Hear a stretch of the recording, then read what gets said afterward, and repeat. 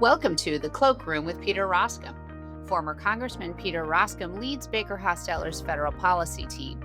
Through interviews with leading members of Congress, Peter provides an insightful firsthand view into the latest policy and political debates on Capitol Hill.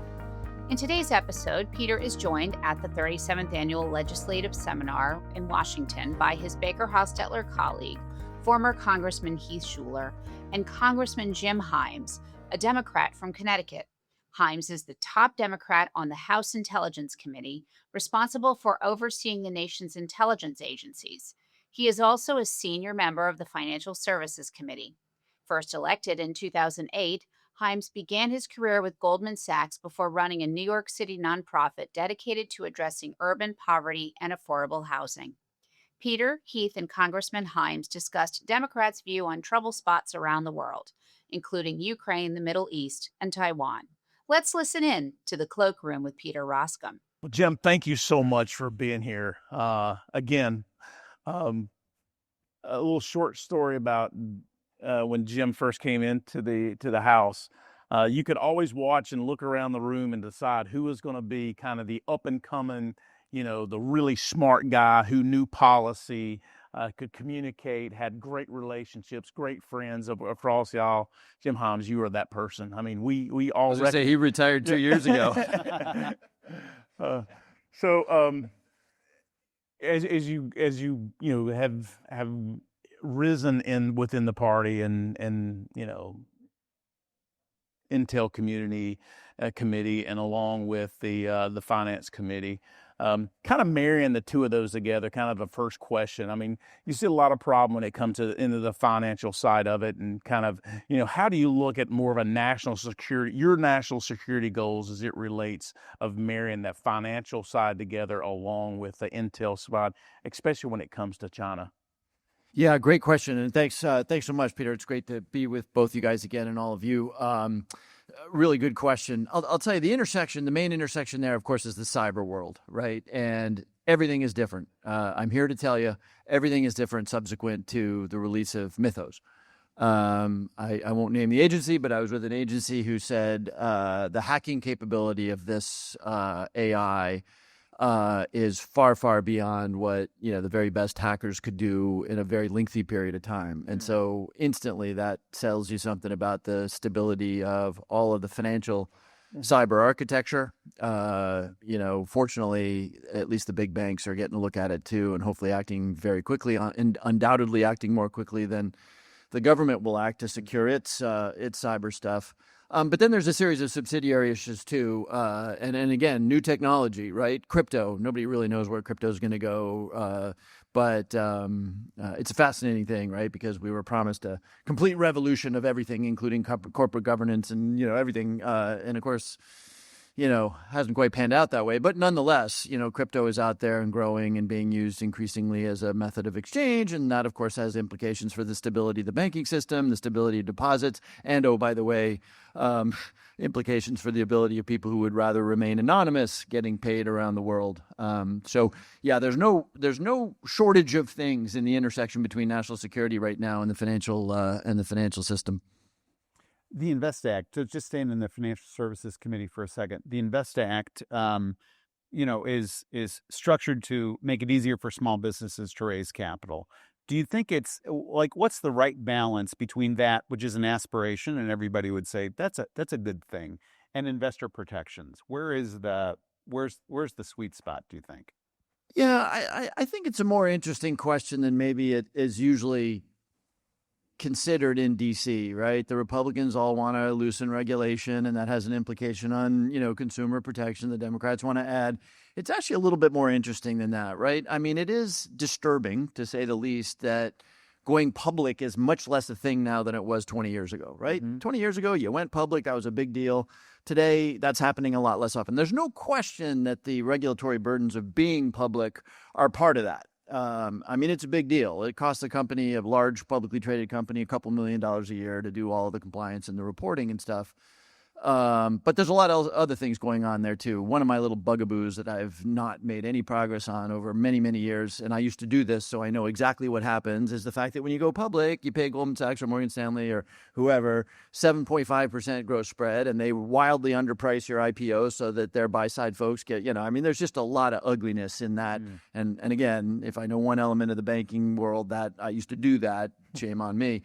But anyway, there's just a lot of things that are inefficient or a lot of overhead associated with that. And, oh, by the way, the reason I think it's partly interesting is Bill Ackman does a double-barreled weird IPO. I don't quite understand that IPO that he just did. But my point is that you can now invest retail in Bill Ackman's private equity fund and in KKR and in any. So it's a little unclear to me where this is all going. I mean, if the average retail investor can invest in Bill Ackman or KKR or Blackstone, what does it mean that we're not doing IPO? I'm not sure what the answer there is. It's more interesting than it looks.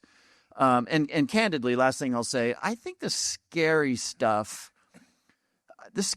lives outside of the SEC and disclosures and S1s. The scary stuff is we're all being introduced to prediction markets, right? And as far as I can tell, a 13-year-old kid in Westport, Connecticut can take out a loan and put a lot of money down on a prediction market or in crypto. These are two things that I suspect could end up being tougher on consumers than a failure to fully disclose your earning estimates on page 940 of your 10K.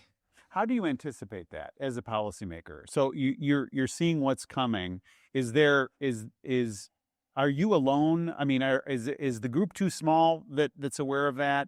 And you've got a deeper insight into it based on your experience? Or is there just too much other stuff going on where it's like, hey man, I don't have time for this? Or is there some other dynamic at play? Because what you're describing is pretty serious. Yeah. And I think, look, I just because I say it's complicated and there's stuff out there that we haven't seen before, that doesn't mean we should stop doing our jobs, right? I mean, we're having an interesting conversation in the Congress right now over, should we open up the alternatives world to retail investors? What I was just saying about Ackman, but directly, right? And, that's kind of a novel thought. The whole theory for the last couple of generations was that sophisticated institutional investors, accredited investors could do well in a less regulatory environment than the widows and orphans out there. And so we're having what I think is an interesting conversation right now. I'm not sure that people to my left would say that it's interesting. They would just say, no, we shouldn't be investing. Retail investors should not be investing in alternative, high volatility, low transparency investments. I'm not sure that's true, especially if dollars are migrating in that direction, which they are. So we should keep doing our job. I'm an awful lot more comfortable, for example, with the idea that, alternatives might live in, phase of life funds and retirement accounts where, instant liquidity is not critical than I am with the idea that a widow and orphan investor should invest 100% of their investable assets in one private equity fund. So Anyway, we got to keep doing our jobs. And Charles Darwin will do his job too, right? I mean, a lot of people are going to lose a lot of money in the prediction markets and in crypto over time. And over time, people will sort of come to understand that this is not risk-free stuff. We need a periodic reminder of that. And then lastly, I think it's always smart to watch leverage, right? Everywhere. Again, if some college kid wants to use his pizza money to best bet on the Chiefs on Poly Market, I don't know how I feel about it. I don't much like gambling generally, but when you introduce leverage in anything, that's when I start to think, wow, you can actually create a hell of a lot of destruction in almost any world if you've got easy access to leverage. So I think it's probably worth our zoning in on that. Again, I haven't thought this through, but I don't really like the idea of Kalshi and Poly Market offering leverage on your prediction bets. So, all right. So let me pick up on two of those themes that you just articulated: Darwinism and leverage. And let's talk about the Xi Trump summit.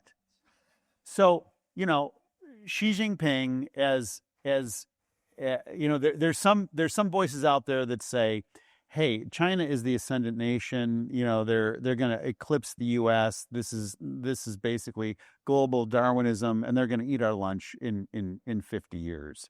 These are two leaders, also that use leverage aggressively. And what did you make of that summit? And then how do you think we should primarily be thinking about our relationship with China? And then one other, just for the benefit of the group, you represent a remarkably sophisticated financial services part of Connecticut, where your constituents are running massive hedge funds and like the top of the global heap. So what kind of feedback are you hearing, and how should we be thinking about China? Yeah. So it's interesting to me that you say that both Xi and Trump are using leverage. I sure don't see it that way. Like it or not, you can check Brent right now. Trump has no leverage in Iran right now. We sank their Navy. He's right about that. We sank their Navy. We broke all their airplanes, and we obliterated half of their missile launchers. And the nuclear material is still under a lot of rubble. But the Iranians control the Strait of Hormuz, and there's not much we can do about that. And there's a reason you see the president raging right now, which is that he's come to realize that he has no leverage. And so the Iranians are going to get a really good deal. From the standpoint of Trump on Xi leverage, well, we just emptied our magazines that we had reserved for Indo-PACOM. We didn't empty them, but we substantially reduced the amount of munitions that we had in Hawaii and elsewhere. So Xi's looking at that and saying, good work. And I don't happen to believe that Xi is going to make a military move on Taiwan. I think he's too smart for that. But boy, if he, as a purely military matter, this would be the moment to do it, because this would be our weakest moment with respect to our deterrent. The Russians are saying exactly the same thing about our hard munitions moving into Ukraine. Now, the president had his own reasons for not wanting to do that anyway, but we just don't have the Patriots or the Tomahawks or whatever to devote to the Ukrainians that we did before, because we decided to use them in Iran. So it's not a good leverage picture for us right now. And then abstract out, how does there's no happier man on the planet right now than President Xi, right? Abstract out. I've been on the Intelligence Committee for a decade or more, and I always get asked the question, what's your real existential concern about the United States? And there's a whole bunch of sort of answers that are predictable and kind of interesting. Yes, North Korea. Yes, Iran. Yes, Russia has nuclear weapons. Pakistan has. There's a whole list of things. But literally for a decade, I have said what really terrifies me is that we would lose our innovative technical edge over the world. And 5 years ago, I had no worries about that. And even today, we're probably 6 to 12 months ahead of the Chinese on frontier models. We're certainly ahead of them on quantum, maybe. We're probably not ahead of them on biotechnology. They may be a little ahead of us because they'll do testing that we don't do. But anyway, my point is that we're still a little bit ahead. But what are the underpinnings? What are the underpinnings of our innovative capacity? There's a lot of them, but there's three huge ones, right? Capital markets, immigration, and the great research universities. We're pretty good on capital markets. How are we doing on immigration? We've dismantled the system that brought the Nobel Prize winning founders of everything from Intel to Google. We've just dismantled that system. And now the great people are going to the Cavendish labs at Cambridge in the UK, or the Sorbonne. So three elements. Capital markets, we're doing okay. Immigration, how are we doing on that? And then what are we doing with our great research universities? What's the university that's produced the most Nobel laureates ever? Harvard. MIT pretty close behind, right? Where the president is daily attacking the great research universities and defunding the labs, the national labs. So I'm really scared about that because that is going to accelerate the Chinese parity with us on things that we don't want them at parity with us on AI and quantum, et cetera. As you're thinking about Taiwan and our relationship there, 60-second story. I was part of a delegation that went with CSIS, the Center for Strategic and International Studies, a year or so ago to meet with the new Taiwanese leadership. They took us into like a situation room, dynamic where you could see the island and real-time incursions from a naval point of view, and it was breathtaking. I was shocked at what I saw. Naval incursions by the Chinese here, there, and everywhere. It was like a swarm of bees in and around the island. The social resiliency of the Taiwanese was like a concern for the leadership, and I texted in the Roskam family text chain. I said, they're not Ukrainians, if you know what I'm saying. I mean, there's a concern about the Taiwanese ability to take the fight if the fight comes. You said you're not concerned about a military action right now. Do you think that Xi and his leadership, they're trying to just create kind of a fiat accompli with Taiwan and its absorption? Or how do you think about what that looks like moving forward, with the understanding that Taiwan is an incredibly important, ally of the United States on two fronts, it seems to me. One is on the tech side, for sure, and then the other is the free flow of goods through the Strait of Taiwan, et cetera. How do you think about that?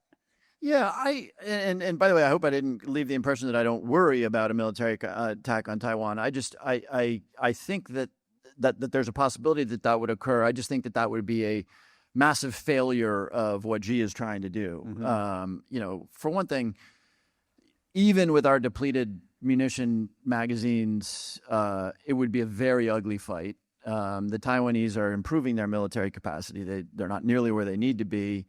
A military attack on Taiwan would, in some ways, destroy the asset, right? I mean, you could just imagine TSMC's assets being obliterated in such a thing.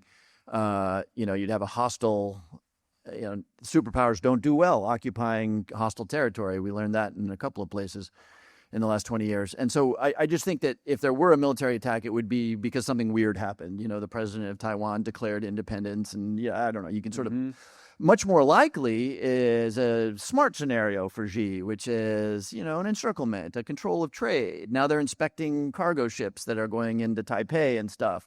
And it just, it's the old boiling of the frog. Mm-hmm. And, I think that Xi is smart enough to understand that is being coercive is much more likely to get what he wants than being military. And look, he's watching President Trump. We all saw him on Air Force One say, this island is so close to China and so far away from us. And I don't know. I mean, look, this is Christmas and Easter for Xi right now. And by the way, underlying this, of course, is a very uncomfortable fact as a representative of 750,000 people.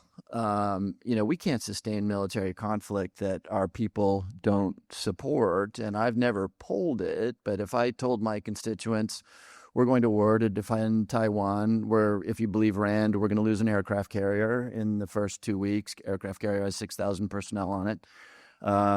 Global GDP will probably contract by 10%. That's what Rand believes. What do you think? Should we do it? I'll just leave that there. Yeah. Let's switch to the Ukraine. Looks like they've been making some strides of recent months, gaining some traction. How do you see that conflict moving forward? Sadly, I've been a little tough on the president up here. The opportunity to beat Russia in that conflict was squandered in the Biden administration. If in those 3 to 4 months we had really gone in a big way, we could have helped the Ukrainians push the Russians back across the border. It didn't happen. Easy for me to say. I wasn't in the Oval Office thinking about the possibility of nuclear war. But the opportunity to beat the Russians ended in the first 6 months of the conflict. What has happened, of course, has been pretty remarkable. The Ukrainians have actually turned the tide, have created a monthly cost on the Russians that the Russians can't sustain. And they have revolutionized warfare. This is now, if you could see the battlefront there, it's fields covered with fiber optics that are driving these drones, and people testing drones that don't require fiber optics or GPS, and lots of Russians getting killed. I mean, 35,000 Russian casualties in 1 month, right? That was like most of what we lost in Vietnam over the period of 13 years. So there's no easy end to this conflict until Putin feels like he's had enough. all of this stuff about negotiating a deal has not been true. He has not felt the need to negotiate anything. But now all of a sudden, again, that May 9th parade that kind of didn't happen, the fact that he's losing an untold number of personnel, the economies and all, at some point he's either likely to cry uncle or less likely to go the way that Russian dictators often go, which is to get done in by some, cabal of elites who have gotten tired of it. So unfortunately, there is probably no outcome that results in the recapturing of Crimea and Donetsk and Luhansk and everything is back to normal. But you could imagine in the next 2 years, the West and Ukraine in particular in a position to negotiate a much better deal than they would have negotiated a year ago. I want to tell a quick story about you because it's instructive, and my question is, does the view that you articulated that I'm going to tell you about, I'll refresh your recollection, does that resonate with your constituents? And here's the story. You and I were part of a bipartisan delegation that went and met with members of the Russian Duma in Berlin. It was a quiet thing, and there were this was before the full-blown invasion, but after Crimea. So it was spicy and uptight, very, very uptight. And you were kind of a cool guy, just listening and so forth. And the Russians were being ridiculous and litigating things, like talking about stuff that happened when we weren't even conceived. You know what I mean? Some American deputy secretary of state said something nasty to somebody in Vienna in 1956. And we're hearing about it. It was beyond ridiculous. And God bless you. You spoke up and you said, we're not complicated people. I felt like you were Bill Murray in Stripes. We're not complicated people. You were like, we're going to go every time with the people that are seeking freedom. We're Americans. This is a very Bill Murray moment. We're Americans, and that's what we do. And it was great. It was just like one of those, yeah, I'm with him. We've been kicked out of every single country worth being in. That's right. We're 10-1.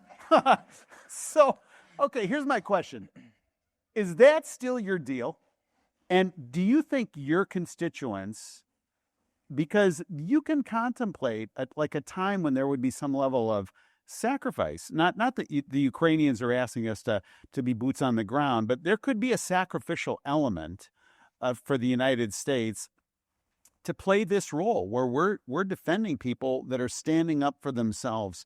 Does your constituency in Connecticut, does that resonate with them? Does there have to be like a refreshment of that disposition? And it's a little bit within this, hey, we're 250 years into this. We're a country that's divided and kind of uptight.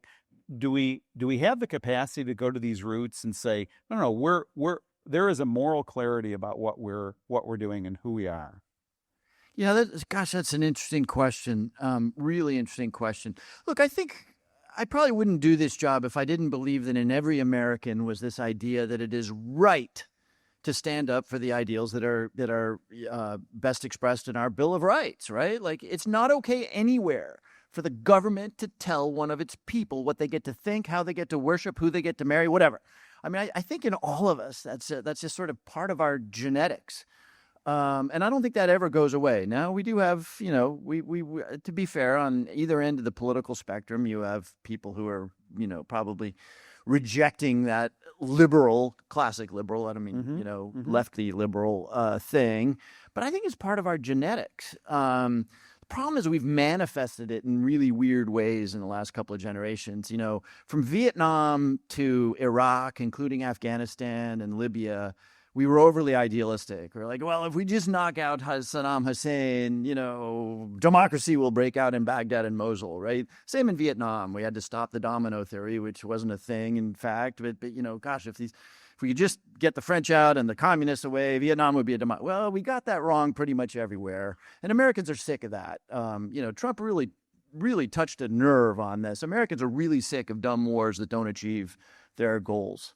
And then fast forward to today, at least you could say that for a generation we did silly things for idealistic reasons. We wanted Vietnam and Iraq and Afghanistan and Grenada and Guatemala and Iran to have a shot at liberal democracy, however you define that. Now we want to take Greenland. And we think it's okay to extract, as awful as he is, a leader of a state in Venezuela militarily, and we might invade Cuba. And, and so now the rest of the world is looking at us and saying, wait, you guys used to be idealistically, innocently and foolishly idealistically, but what the hell are you now? Really? You want to take, didn't a bunch of Danes die on your behalf on 9/11? And now anyway, so we've got a lot of work to do internationally, presumably on the other side of this administration, to reconvince the world what they used to believe about us, which we were like a big dumb baby. We wanted to do the right thing. We just sort of thrashed around and did stuff dumb for a while, but they fundamentally knew that our goals and ideals were right. And by the way, I spent a lot of time with Europeans. I still think they think that. They're giving us a lot less room right now because of the way, in particular, the president and the vice president have treated our European allies. So I think we'll get it back. We will get it back. And I think it's really important that we get it back because the Chinese really believe that they have a better model for humans to govern themselves, an authoritarian model. And if you look around the world right now, it's not 100% obvious that they're wrong, except for the fact that none of us believe that for deep-seated reasons. Let me make one quick follow-up point and then yield to Heath. Our youngest son lives down in Bogota. He makes television commercials for a living. He's got an interesting life. He said an interesting thing because most of his friends are Colombian. And he said that in the past, there was like a pretense of virtue to the types of foreign policy things that we were doing. And he said now he feels that his Colombian friends say there's not a pretense anymore, which is sort of what you're saying. I'm not sure if I am quite where you are or am quite where the Colombian critics are, but it's an important point to take in, that how these things are being evaluated, and particularly the motivations behind them, I think speaks volumes. Heath? Without obviously giving more information than been on the Intel committee, there's a lot of information that you're privy to that, you can't share with us. But what is that one or two things that really keeps you up at night, that bothers you for both one being in the short term, but number two, the long term as it relates to the U.S.? So I guess I want to come back to what I was talking about, losing our innovative lead. And we talked about the technological aspect of that. I really do worry in this very polarized, angry, weird moment politically that we will not learn the lessons of the new warfare as fast as we need to. So I spent a lot of time with the IC and a little less time, but a lot of time with the Pentagon. And though they saw Operation Spiderweb, this was the operations the Ukrainians did, where they used a couple of box trucks and stupid drones to take out a meaningful chunk of the Russian strategic bombing fleet, right? They saw that in the Pentagon. But what they didn't do is say, like, everything is different today. And so our culture needs to be different. All those guys who are graduating West Point and Annapolis who think that they're going to be flag officers because they're commanding a fast frigate or because they're an armor officer, we need to tell them now that they're not. We need to start thinking about a world in which an aircraft carrier, which itself costs $6 billion, not to mention all of the escort vessel, may not make sense 2 years from now. Now, maybe they hate it in the Pentagon when I say that, but the drones that you see today, imagine those 2 years from now, except they're the size of your fist and there's 30,000 of them and they're autonomous.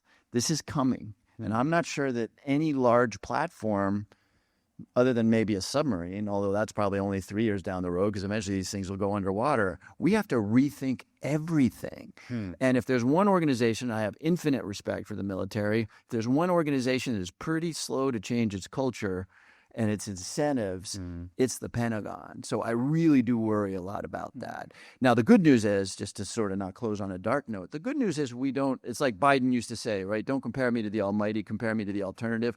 We don't need to be perfect. We just need to be considerably faster and more flexible than the Chinese in particular. And I think that's a mission we can do. Very good. Let me ask you one other question. So go inside the Democratic Party now, and the tensions that are there that are manifesting themselves.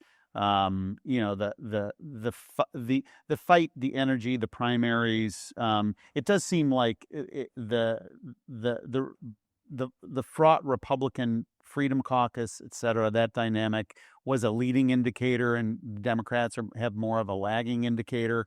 The rise of the progressives in these primaries, the tension, the Israel-Palestine tension. Where do you think this ends up in 2028? Because it seems to me, as an observer, that there's a lot of energy on the progressive side. Does that get kind of cold clocked by reality at some point, or do the Democrats end up nominating somebody who's so progressive it's like, just can't sustain a general election? Yeah, really interesting question. So, I look at the two parties, and I don't disagree with anything you just said. Both parties have a wings, I should say, that are a little scary on anti-Semitism. It's on the left and the right. Yeah. It's sort of, on the left, it's dressed up as, I'm really angry at Israel, and if only those Jews, right? And you're like, wait a minute, well, you can be angry at Israel, but no, that's that last thing you said. So, but both parties have that, and both parties have a group of activists that are motivated primarily by rage and grievance, right? And by the way, maybe for good reason. It's easier for me to say on my side of the aisle, but maybe for good reason. I think the answer, though, is, and this isn't a left-right thing, how does Boris Johnson win a stomping majority? It's hard to remember this, but remember, like, Boris Johnson, before he sort of became a figure of ridicule, had the Conservative Party win seats in Birmingham and Manchester, in communities that, like, think that Margaret Thatcher is the devil, literally speaking, right? And the answer to that question is what seems to work politically is lefty economics. I'm sorry to say that in this room, but lefty economics and righty cultural stuff, right? So I think the winning message today is an uncomfortable one to the business community, because it's going to be about, hey, we can't have 9 out of 10 Americans not feeling like they're middle class. And so there's going to be lots of answers to that. And almost all of those answers probably involve the wealthiest people in this country paying more taxes. Again, that'll land not particularly well in my district, but lefty economics, which is not hard for the Democratic Party, and then being at least reasonable and I got to pick my right adjective here. I get it. Not being exotic on cultural issues, right? Transgender stuff. There's a reason why Donald Trump spent whatever it was, $200 million in the last 2 weeks saying he's for you, she's for they, them. Yeah. And the reason is because we're very easy to paint as exotic. We don't know the difference between a man and a woman. Now, that's a pretty fringy element of the Democratic Party, but you can say that. Or we want to take your guns away. Or, we want to defund the police. If we can get away from that cultural craziness, I think there's a lot of room for more lefty economics, and whatever you think of those economics, that to me feels like a huge winning formula. And I think, I'm an inveterate optimist, I think that our more flammable activists on the left have absorbed that a little bit. Again, you can't watch $200 million being put into he's for you, she's for they, them, and not absorb the toxicity of our more fringy, cutting-edge cultural stuff. That's a super sharp analysis, and I think to add an exclamation point by it, the populism within the GOP, that's a combination. That's like a hot knife through butter. Where Jason Smith was here a couple years ago, and he said that when he was whipping the Smith-Wyden bill, he was being asked by Republicans why he's not raising corporate tax rate, and you manifest that through state ownership that Donald Trump is purporting. It's like, what?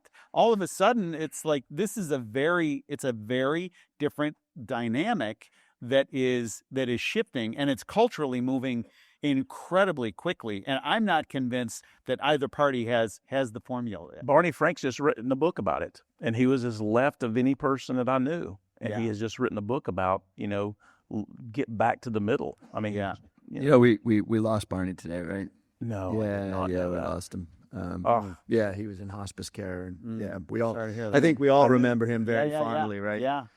But you're exactly right. I mean, what I'm saying about lefty economics and righty cultural stuff, that's Donald Trump, right? Yeah. I mean, never in a million years did I imagine we're going to vote on the housing bill later on today, right? And the housing bill got brought to a screeching halt because Section 901 would have required people who build rental housing to convey it into to sell it so it could become home ownership, and it beat up on lots of private equity firms, right? And so I never in a million years imagined that like Brian Schatz and Jim Himes would be arguing with the Republican president over that being a really bad idea. Right. But that's or that, I mean, ownership. Oh my God, right? I mean, if Bernie Sanders sort of sat down and said, I'm going to run for president and the federal government is going to invest in 15 Intel and, Right. there'd be trials. Right. Yeah. What a country. What a country. Jim Himes, great thought, great insight. We really appreciate your taking the time. Thank you, Peter, Heath, and Congressman Himes.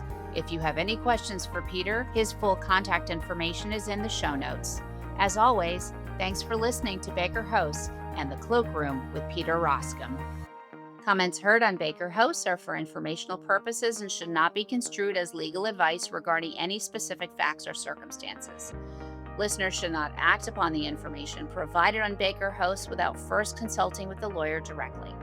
The opinions expressed on Baker Hosts are those of participants appearing on the program and do not necessarily reflect those of the firm.